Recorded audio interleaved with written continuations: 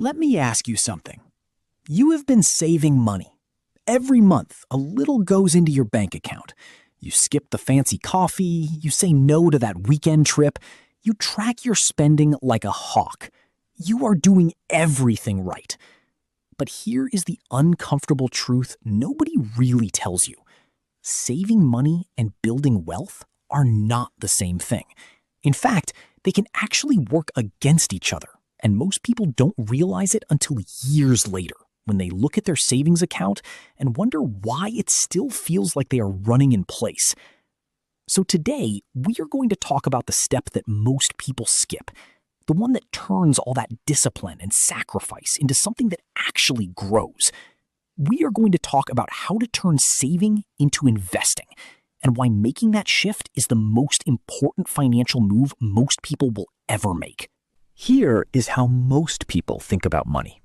You earn it, you spend what you need, you save what is left over, and then you wait. You keep adding to the pile, thinking that one day it will be big enough to change your life.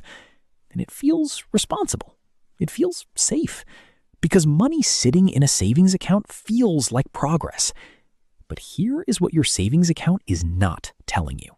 Right now, the average savings account in the United States pays somewhere between 0.5% and 1% interest per year. That sounds fine, until you realize that inflation, the quiet force that makes everything more expensive over time, runs at around 3% per year on average. That means the money you worked hard to save is actually losing about 2% of its buying power every single year, quietly, without any alarm going off, without any notification on your phone. Your $10,000 sitting in a savings account today will feel like $8,000 in real terms by the time 5 years pass. You saved it, but the world got more expensive faster than your money grew. That is the savings trap, and almost everyone falls into it. So what is the difference between saving and investing? Think of it this way. Saving is putting water in a bucket with a small hole at the bottom. Every month you pour more water in, and every month a little leaks out through inflation. You are working just to keep the level steady. Investing is buying a bucket that actually gets bigger over time. Not just holding your water, but expanding, growing, multiplying. When you invest, you are putting your money to work. Instead of sitting still in a bank account, your money joins businesses, real estate, and assets that generate returns. And those returns, compounded over time, create something that saving alone never can. Let's use a simple example. Say you have $500 a month to put away. If you save it in a standard bank account earning 1% interest, after 30 years, you will have about $210,000. That is decent. That is discipline paying off. But if you invest that same $500 a month in a low-cost index fund that tracks the overall market, which has historically returned around 7 to 10% per year after inflation, after 30 years, you are looking at somewhere between $600,000 and $1 million. Same $500, same 30 years, completely different outcome. That gap, that massive life-changing gap, is not luck. It is not some secret trick. It is simply the difference between leaving money idle and putting it to work. Now here is where it gets really interesting. Because the reason most people do not make this shift is not about knowledge. It is about psychology. There is a concept in behavioral finance called loss aversion. Research shows that psychologically, people feel the pain of losing money about twice as strongly as they feel the pleasure of gaining money. Losing $100 hurts more than winning $100 feels good. And investing, in our minds, feels like putting our money at risk, like handing our hard-earned savings over to something uncertain. So our brain says, keep it in the bank, keep it safe, keep it where you can see it. But here is the irony. Keeping your money in a savings account, while it feels safe, is actually a guaranteed slow loss. You are not avoiding risk. You are just choosing a different kind of risk. The invisible risk of inflation quietly eating your purchasing power year after year. Investing in a diversified portfolio, especially through something broad and simple like index funds, carries short-term volatility. Yes, the market goes up and down. Some years it drops. But over any 20 or 30-year window in history, it has always recovered and grown. The long-term risk of investing wisely is actually far lower than the long-term certainty of your savings losing value. We are afraid of the wrong thing. There is also something called the present bias, our tendency to overvalue today over the future.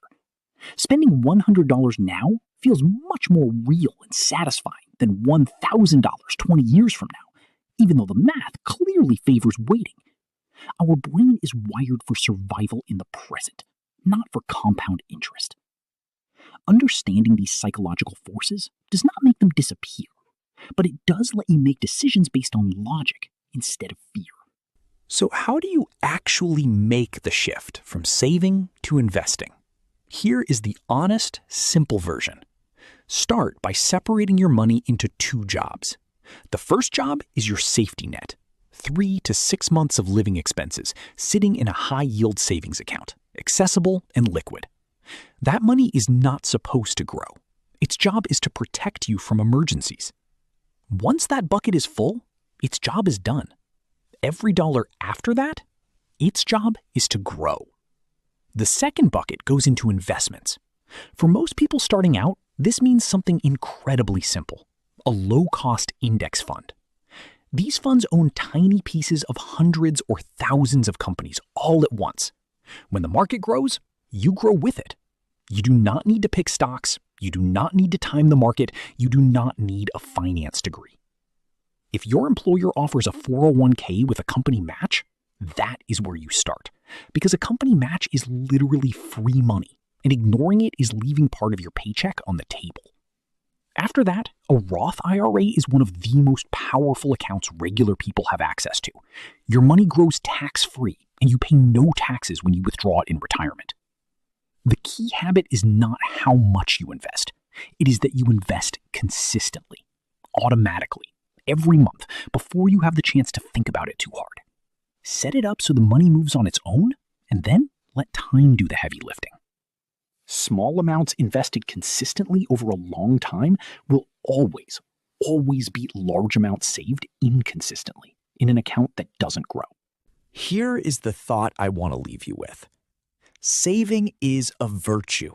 It means you have discipline. It means you live within your means. Those things matter, and they are the foundation of everything. But saving without investing is like training every day and never entering the race. You are putting in the work, but you are not letting the work pay off. The people who build real wealth over a lifetime are not necessarily the ones who earned the most or worked the hardest. They are the ones who understood early enough that money is not just something you hold, it is something you deploy. Your future self does not need you to be perfect with money. They just need you to start, to take that first step from keeping money to growing it. Because time is the one thing you cannot buy back. And every month you wait is a month of compound growth you never get again. So take that savings account, fill up the emergency bucket, and then let everything else go to work for you. Your future self is already thanking you. Like the video and subscribe channel for more videos.